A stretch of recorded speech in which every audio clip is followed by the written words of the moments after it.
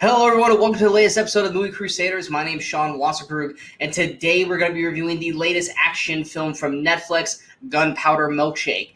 Now, for me, I think like most people, when we saw this trailer, we were all thinking basically a female John Wick film, which is not too far off base. We've been seeing a lot of these kind of films lately ever since, the huge success of John Wick. I mean, earlier this year we had Nobody with Bob Odenkirk. But the reason why this one stood out to me was that it's got a cast of people that I just love and adore. I mean, you got Karen Gillan, who, I've been a huge fan of since her Doctor Who days when she was Amy Pond, a.k.a. my favorite companion.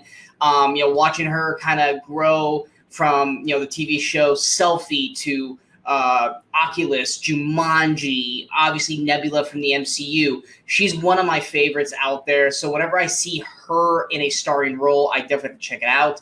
Also, Lena Headey. I've been a fan of her since 300, Sarah Connor Chronicles, of course, Game of Thrones.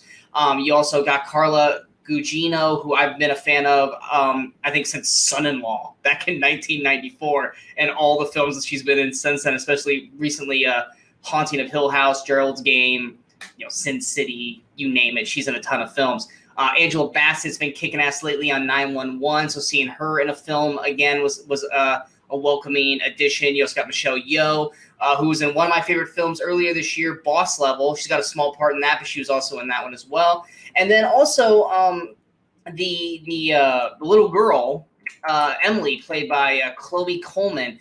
Many people will know her from the Dave Bautista family comedy film, My Spy, which came out last year right when COVID hit. It had a lot of juggling around on Prime, but it finally got released last year. She was a standout in that film. I thought she gelled really well with Dave Bautista in that film, and they had a great chemistry/relationship in that movie overall, which I think really made the film better than it really had any right to be. And then, of course, we also got Paul Giamatti. I mean, who doesn't love Paul Giamatti. I don't know where else to try. I can try to say Paul John. That's not correct. But yes, based off of the trailer, yeah, it's kind of like a female John Wick.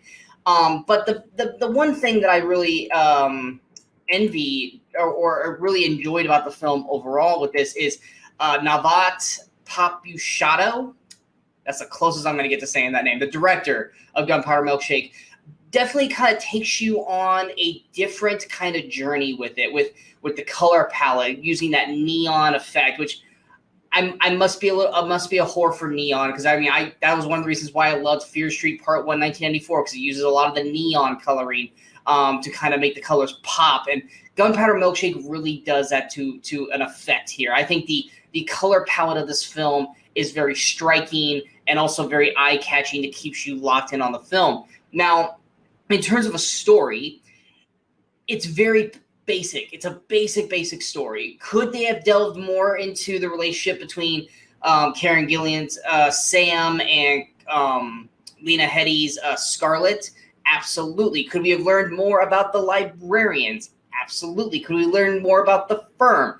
Absolutely. But just like the first John Wick film, we were left with a bunch of questions about how this world was built and how, the Continental and the way everything that's happening in the John Wick universe works, which we inevitably get in sequels. And that's kind of what's going on here with Gunpowder Milkshake. You either kind of strap in and go along for the ride, or you're going to be questioning yourself throughout the film and you're just not going to enjoy it. Depending on what kind of viewer you are, and I guess depending on the films, I'm like that on some films and not on others. On this film, I took it kind of like John Wick 3. There's a basic, simple story, and they're going to go with that. Yes, there's a whole world around this that you want to know more about and you want to delve into more, but you're just not going to get it in this film because that's not what the focus of the story is. The focus of the story is behind Sam, who's basically this assassin who works for a group called The Firm. She gets put on a job to try and recover money from this one guy, but the guy has stolen the money to try and save his kidnapped daughter, Emily, which Sam, having prior experience in her younger years of being abandoned as a young child, basically kind of takes it upon herself to save the girl and kind of protect her, thus turning the firm against her. And we get a whole world of gunfighting and fighting and pain throughout the rest of the film based off of the actions of what Sam does in the movie. The cast, like I said, kicks ass. Karen Gillan, however you want to say it. I think she's great in these roles where she can show emotion but kind of plays stoic at the same time. Nebula, that's why Nebula is some of the people's favorite characters in the MCU, is because you can tell there's so much bottled up emotion inside her, but she just doesn't know how to portray it, or doesn't know how to act because she's had to shut it and keep it in dormant for so long. And Karen does a great job of doing that with the Sam character. Emily, played by once again Chloe Coleman, just like in My Spy, she works incredibly well opposite Karen Gillan and the rest of the librarians. She's got some great quick wit comebacks, and she's just a joy to watch. Whereas like most younger kids on movies can kind of come off annoying, or you just kind of want them shelved to the side, Emily is a fun character to be around and just kind of goes with the flow of the world, kind of like us as the audience. The rest of the leading cast, Lena Headey, Paul Giamatti, Carla Gugino, Angela Bassett, Michelle Yeoh, all have a blast shooting this film. I loved the librarians. I wanted to. I hope this movie does well enough that we get to see more of the librarians, because I am so curious as how they came to be, what they're doing, how they go about doing the library, because the library is easily one of the most fun set pieces in this film. I feel like I could spend days in the library just going through all the books and seeing all the fun things that are in store there, which if you guys seen the movie, you know exactly what I'm talking about. If you have not seen the movie, you're gonna find out. The action sequences, the choreography of this film is done incredibly well. Everything is brutal, it looks real, and it's believable, just like John Wick for the most part. The gunplay is or gung fu is what we called it after John Wick, I think works incredibly well. I really had a blast watching this film. Like I said, you can attack the lack of story or the lack of world building, because there is a world here, and I do want to know more about it. And I feel like if we get sequels, we're kind of like with John Wick, we're gonna get that in sequels if this does well enough to get one. I know Karen is really on board to do a sequel. I'm pretty sure the rest of the cast will probably do, because they all look like they're having a lot of fun making this movie overall. This is easily hands down, just like with Boss Level.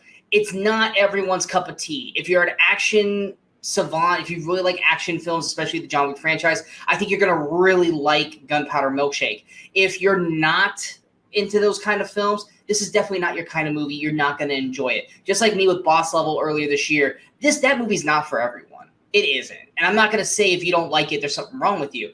Boss Level was, to me, kind of the perfect film at the right time for me. I loved what they did with that. And the same thing goes with Gunpowder Milkshake. I had a blast watching this movie. I loved so much of this film. It is up there right now with one of my favorite films of the year. So definitely I'm going to recommend this film for the people that like these kinds of movies and like these leading ladies. I think you will not be disappointed. It's on Netflix. Watch it right away as soon as you can. Let me know what you guys think about it in the comments below.